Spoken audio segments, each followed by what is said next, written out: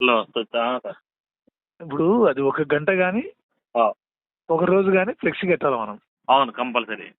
దానిపైన విపరీతమైన చర్చ జరగాలి టౌన్లో. అవును. ఆహాహా. విపరీతమైన చర్చ జరగాలి. అవును. జరిగి వాళ్ళు ప్రెస్ మీట్ పెట్టి వాళ్ళంతా వాళ్ళ చేతులారా గుర్తు తీసుకోవాలా ఆహా, ఆ ఆహా. ఫ్లెక్సీ అవును. తీసుకోవాలి. అది కొంత వాళ్ళ వాళ్ళ వాళ్ళు ప్రెస్ మీట్ పెట్టారంటే వాళ్ళ పార్టీ కార్యకర్త మొత్తం వింటారు. అవును. వాళ్ళు ఎవరైతే 70,000 మాకు ఓట్లు వేసినారో 60,000 ఓట్లు వేసినారు అనుకుంటారో 60,000 మందికి వాళ్ళ వాయిస్ వెళ్తుంది. అవును. మనం ఫ్లెక్సీలు కడితే మనకి ఎవరైతే ఫేవర్గా ఓట్లు వేసినారో లేదంటే పల్లెల నుంచి వచ్చిన వాళ్ళు బయట నుంచి వచ్చిన వాళ్ళు ఫ్లెక్సీలు చూస్తారు. అవును. అంటే టార్గెట్ ఏంటంటే 1,00,000 మందికి మనం అది అక్రమమని చూపిస్తాం అంతే. అవును. దానిపైన ఒక చర్చ జరగాల. Correct correct. ఆహా. ఆ ఎయిమ్ వాళ్ళు ఏం చేసిందాల్సిందంటే దాన్ని మేము ఏమనుకున్నామంటే మేము ఎమ్మెల్యే గారు ఏమనుకున్నామంటే ఆహా. మనము చలానా కట్టకుండా దాన్ని కడుతున్నాం. అవును. కట్టినప్పుడు వాళ్ళు కౌన్సిలర్లు యాక్టివ్ అయ్యి ఆ, కౌన్సిల్ వాళ్ళదే కాబట్టి ఎమ్మడే కమిషనర్ పోయి అంటే అసిస్టెంట్ కమిషనర్ దగ్గరికి వెళ్ళి మా మీద రిఫ్లెక్స్లు కట్టినారు ఆ, ఇది తీసేయండి వాళ్ళు చలానా కట్టేది కాబట్టి ఎమ్మడే తొలగించండి అని చెప్పి వాళ్ళు 1 గంటకో 2 గంటలకో 3 గంటలకో సాయంత్రం లోపు తీస్తారని అనుకున్నాం మేము. అవును. ఆహా, అచ్చా.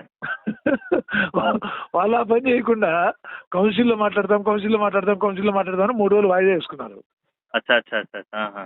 ఆ ప్రెస్ మీట్ పెట్టుకున్నారు, వాయిదాలు వేసుకున్నారు. అవునవును. అది జరగాల్సిన నష్టం అంతా పార్టీకి జరిగింది. అచ్చా అచ్చా అచ్చా అచ్చా. ఆహా. ఇంకా ఏంటంటే ఇప్పుడు కౌన్సిల్ జరిగింది, అది ఇప్పుడు తీస్తారు. అవును. తీసిన తర్వాత రెండో స్టెప్ ఉంది మా దగ్గర ఇంకోటి. ఆహా. రెండో స్టెప్ ఉంది. ఏమని? రెండో స్టెప్ అంటే నువ్వు దీన్ని కాన్ఫిడెన్స్ గా ఉండాలా. నేను నీ మీద నమ్మకం తెస్తున్నా అంతే. తప్పకుండా సార్ తప్పకుండా. నువ్వు మళ్ళీ ఎందుకంటే ఎక్కడ లీక్ అయినా ఇబ్బంది. లేదు తప్పకుండా. రెండో స్టెప్ ఎక్కడైతే బ్యానర్ కట్టామో అక్కడైతే సంతకాల సేకరణకు టేబుల్ ఇస్తాం. అవును. మేము ఈ అక్రమం కట్టడము దీన్ని కబ్జా చేసి ఎరిసామి అనేటువంటి వ్యక్తి కబ్జా చేసి వైఎస్ఆర్ పార్టీకి లీజుకి ఇచ్చినాడు. అవును. కాబట్టి దానిపైన వైఎస్ఆర్ పార్టీ అనేది మాకు శత్రువు కాదు. అవును. ఆ బిల్డింగ్ ను వైఎస్ఆర్ పార్టీ వాళ్ళు లీజు బాడకు తీసుకొని వైఎస్ఆర్ పార్టీ కార్యాలయం రాసినారు. అవును. కరెక్ట్. ప్రజలకు ఏం చెప్పాలి? వైఎస్ఆర్ పార్టీ కార్యాలయం అంటేనే ప్రజలకు అర్థమవుతుంది. అవును. ఎరిసాం బిల్డింగ్ అంటే అర్థం కాదు. Correct correct. Correct correct. మేము వైఎస్ఆర్ పార్టీ ఆఫీసర్ ఎందుకంటున్నాం అంటే దానిపైన వైఎస్ఆర్ పార్టీ ఆఫీసర్ రాసినారు కాబట్టి వైఎస్ఆర్ పార్టీ కార్యాలయం రాస్తున్నాం. Correct correct. ఎరిస్వామి ఆఫీసర్ రాసిండే ఎరిసాం ఆఫీసర్ ఎట్లా అది దాని లేకపోతే ఎరిసాం ఆఫీసర్ రాస్తుంటాం, ఎరిసాం బిల్డింగ్ అని రాస్తుంటాం. Correct correct. ప్రజల్లోకి మాత్రం కామన్ సెన్స్ లేకుంటే వాళ్ళకి అవును కరెక్ట్. అది కూడా కరెక్ట్. అది అట్లా అనుకున్నాం. అది ఇప్పుడు ఏమైతుందంటే ఇప్పుడు ఈ పొద్దు క్లియర్ గా వాళ్ళకి ఇన్స్ట్రక్ట్ ఒక మెసేజ్ కూడా పంపించినారు ఎమ్మెల్యే గారు. అవును. మీరు అది ఎరిసామి బిల్డింగ్ మీది కాదంటున్నారు, అది ఎమ్మెల్యేది కాదు, అది ఎరిసామి బిల్డింగ్ మేము బాడకు తీసుకున్నాం అంటున్నారు కదా. మీరు ఎక్కడైనా బాడకు తీసుకొని మీరు ఆ ఆఫీసును మీరు బాడక దాటకు మార్చుకోండి. రేపు మేము ఎరిసాం మీద టార్గెట్ చేసి ఎరిసాం బిల్డింగ్ అని మేము ప్రజల్లోకి వెళ్తాం. అవును. మీకు ఎక్కడ బాడకు ఆఫీస్ దొరకపోతే నేను ఇప్పిస్తే ఎక్కడో తట్టు. అవును. మీరు ఆ విధంగా మీరు మీ పార్టీ ఆఫీస్ పక్కన మార్చుకోండి. మీ పార్టీ మీద మేము మాట్లాడము, వైఎస్ఆర్ పార్టీ ఆఫీసర్ మాట్లాడము మేము. కరెక్ట్. అవును. ఎరిసాం బిల్డింగ్ అని మాట్లాడతాం. మాట్లాడి ఏం చేస్తాము, ఎక్కడైతే ఫ్లెక్సీలు కట్టినామో అక్కడంతా ఒక టేబుల్ వేసి ఒక 20-30 పేపర్లు పెడతాం. అవును. పెట్టి సంతకాల సేకరణ చేస్తాం. అంతే. మేము ఒకటే చెప్తాం, మనకు 2,50,000 మంది ఆదోని నియోజకవర్గంలో ఉన్నారు. అవును. మీకు 70,000 మంది ఓట్లు వేసినారంటున్నారు. అవును. నాకు ఒక 88,000-90,000 ఓట్లు నాకు వచ్చినాయని చెప్తున్నాను నేను. అవును. నా 90,000 ఓట్లలో 45,000 ఒకే రోజులో మేము సంతకాల సేకరణ చేస్తే మీరు మీ పార్టీ ఆఫీస్ ఖాళీ చేస్తారా? అంటే 1/4 కోరం కదా. అవును. ఎక్కడైనా కోరం అనేది 1/4. అవును. నేను 2,50,000 మంది 1,60,000 మంది ఓట్లు వేసినారంటే 1,60,000 మందిలో కోరం ఎంత? 45,000. అవును. 45,000 మంది మేము సంతకాలు సేకరణ చేస్తే మీరు మీ ఆఫీసును క్లోజ్ చేస్తారా? అవును. లేదా మేము దాని మీద మాట్లాడడం మానుకుంటాం. మరి ఈ సవాలుకు మీరు సిద్ధమా? రేపు నాడు ప్రెస్ మీట్ పెడతాం మళ్ళీ మేము. రెండో స్టేజ్. 2 రోజుల తర్వాత అంతే అంతే. ఇదంతా ఫ్లెక్సీ వారం అంతా అయిపోయిన తర్వాత అవును మళ్ళీ దాన్ని తీసుకొస్తాం సంతకాల సేకరణది. కరెక్ట్. అది అయిపోయిన తర్వాత మూడో స్టేజ్ ఇంకా దీనికి రెండో దానికి కూడా చెల్లించకపోతే వాళ్ళు మూడో స్టేజ్ ఇంకా చాలా భయంకరంగా ఉంటుంది. అమ్మా విడతల వారీగా జనాల్లోకి తీసుకుపోవాలి. కరెక్ట్. అది మనమేమో వాళ్ళు ఏమంటారంటే ఎన్జిఓ బిల్డింగ్ అంటున్నారు. అవును. ఈ ఓబయ్య లేదా బాబయ్య అనే వ్యక్తి మేము ఆల్రెడీ అతన్ని టచ్ అయినాం. అంటే ఆయన లేడు, ఆయన కొడుకులు ముస్లిం ఉన్నాడు, వాళ్ళ మనవన్ను ఉన్నారు. అవును. వాళ్ళని ఆల్రెడీ టచ్ అయినాం. టచ్ అయితే వాళ్ళ దగ్గర కూడా డాక్యుమెంట్ ఉన్నాయి.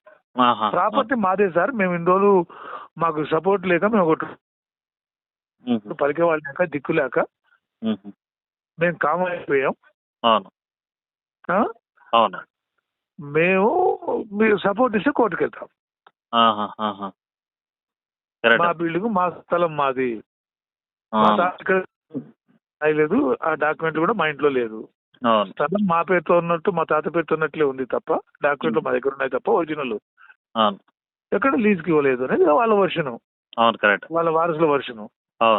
వాళ్ళ కోర్టు పోతే ఏమైతుంది? మా స్థలం మీద వీళ్ళు ఆక్రమించి కట్టారనే కదా వాళ్ళు చెప్పేది. 100% అదే. మరి ఎవరైతే ఇప్పుడు ఈసీ తీస్తే బాబాయ్ పేరే వస్తుంది, వాళ్ళ దగ్గర బాబాయ్ డాక్యుమెంట్లు ఉన్నాయి, వాళ్ళ వారసులు ఉన్నారు. మరి కోర్టు తీర్పు ఏమి ఇస్తుంది? వాళ్ళ వంశస్థులకే ఇస్తుంది కదా. 100% ఇస్తుంది. మరి అప్పుడు పోయే భవిష్యత్తు ఎవరికి, చెల్లెపేరు ఎవరికి? వైసీపీ కార్యాలయానికి వస్తుంది, వైసీపీ నాయకులు కార్యకర్తలు మాజీ ఎమ్మెల్యేకి కదా వచ్చేది. అదే ఆయనకే వస్తుంది కదా. 100%. మరి దాన్ని అంత దూరం తెచ్చుకోవడం ఎందుకు?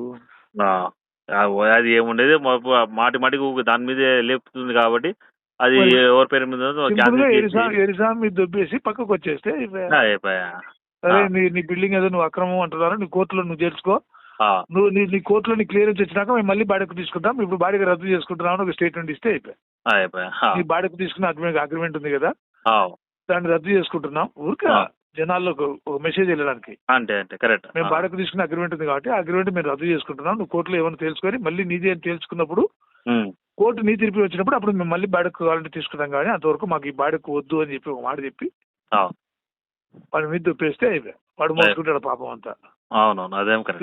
వీళ్ళు మాజీ ఎమ్మెల్యేలకు ఆయన కొడుకు లేదంటే పార్టీకి నష్టం ఉండదు. Correct, 100% correct. అది చేసుకోలేకున్నారు కావచ్చు.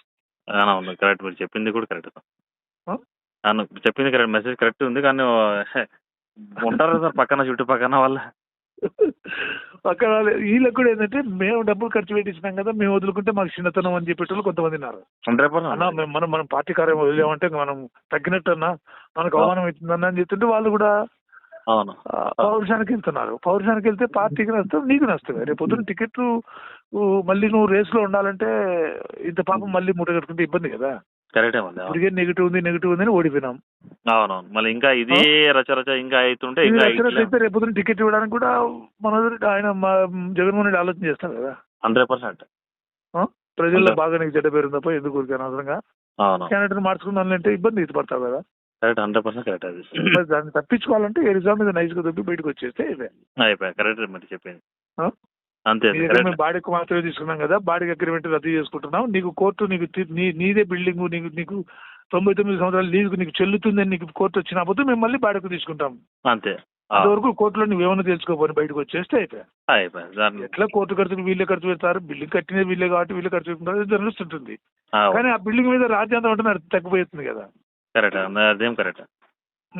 ఊగే చుట్టుపక్కల ఎక్కడ పోయినా అదే చర్చ, వైసీపీ కార్యాలయం కబ్జా అది తప్ప పోవాలంటే బోర్డు తీసేసినాం అనుకో, ఎరిసాం బిల్డింగ్ అంటారు, పోతుంది ఎరిసాం ఇది పోతుంది. 100% పోతుంది. కరెక్ట్ మళ్ళీ అంతే. కరెక్ట్. సులభంగా తప్పించుకునే మార్గం ఉంది, చేసుకోలేకున్నారు కావచ్చు మనం. కరెక్ట్ మీరు చెప్పింది. నీకేమన్నా నీ దృష్టికి వచ్చిందా లేదా? ఇంకా అదొకటి అయితే ఇంకోటి ఏంటంటే మా ఎమ్మెల్యే గారి స్టాటిస్టిక్స్ ఈ కూటమిలో కుమ్ములాటలు, కూటమిలో మన మీనాక్షి నాయుడు మాట్లాడడం, ఇది మాట్లాడడం, అది మాట్లాడడం కొంత చర్చ ఉంది. కూటమిలోనే అసమ్మతి అనేది దాన్ని డైవర్ట్ చేయడానికి కూడా ఈ ఫ్లెక్సీలు ఒకటి ఉపయోగపడింది. అంటే ఆ కూటమిలో కుమ్ములాటలు మర్చిపోవడానికి అందరూ టౌన్ మొత్తం అంతా దీని మీదకి వెళ్ళిపోయింది. మీడియా మొత్తం ఫోకస్ చేసింది దీని మీదనే, ఫ్లెక్సీ మీదనే. అదేం కరెక్ట్. ఒక్క కార్యకర్త రావడం లేదు టీడీపీది, చూస్తున్నారో లేదో మీరు ఒక్కరు అదే. కూటమి అంటున్నారు కాబట్టి జనసేన ఈడిస్తే ఎవరు రావడం లేదు. టీడీపీ నుంచి ఒక్క కార్యకర్త రావడం లేదు. అక్కడ చూడొచ్చు మీరు కూడా. రావడం లేదు. కార్యకర్త full strong. అవును. అండ్ ఆ కూటమిలో కొట్టాటలు ఉన్నాయనే విషయాన్ని మర్చిపోవడానికి కూడా ఇది ఒక పాయింట్, ఒక అస్త్రం అయిపోయింది. కరెక్ట్. ప్రజలందరూ ఇప్పుడు దాన్ని కూటమిలో కొట్టాటల గురించి ఎవరు మాట్లాడలే. కరెక్ట్. ఆదోళన ఫ్లెక్సీల గురించి మాట్లాడుతున్నారు. కరెక్ట్. అదే చర్చ అయిపోయింది. ఒక దెబ్బకు 2 పిట్టలు ఓడగొట్టినాడు ఈయన. సార్ తింది తెలంగాణ ప్లస్ ఇంకా వేరే ఊరు అవన్నీ కలిసి రాజకీయం. ఇంటర్నేషనల్ క్యాడర్ కదా అయింది. అంటే మోడీ వీళ్ళతో అమిత్ షా వాళ్ళతో తిరిగినటువంటి వ్యక్తి. కరెక్ట్.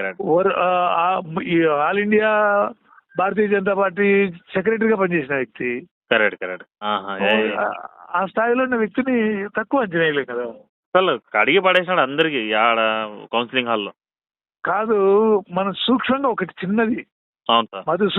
మధుసూదన్ ఎంత లాజిక్ గాలి తీసినాడు చూడు. చూడండి సార్, సన్మానం చేసి గాలి తీసినాడు. అంటే ఎంత ఎప్పుడు సంవత్సరం నుంచి కౌన్సిల్కి రాని వ్యక్తి కూడా ఈరోజు కూటమి ప్రభుత్వంలో కౌన్సిల్ వచ్చి సగర్వంగా కూర్చున్నా అంటే ఫ్రీడమ్ వచ్చినట్లు కాదా? ఇది మార్పు కాదా? ఆయన మధ్యలో మళ్ళీ లేచిపోవడం ఏంటిదో అది. మధ్యలో లేచిపోయి అదేంటి సమాధానం చెప్పలేని ప్రశ్నలు అడుగుతున్నాడు. కూర్చుంటే ఇంకేదో ఏం మాట్లాడినా ఆయన సబ్జెక్ట్ లేదు ఆయన దగ్గర. లేదు, అసలు లేదు.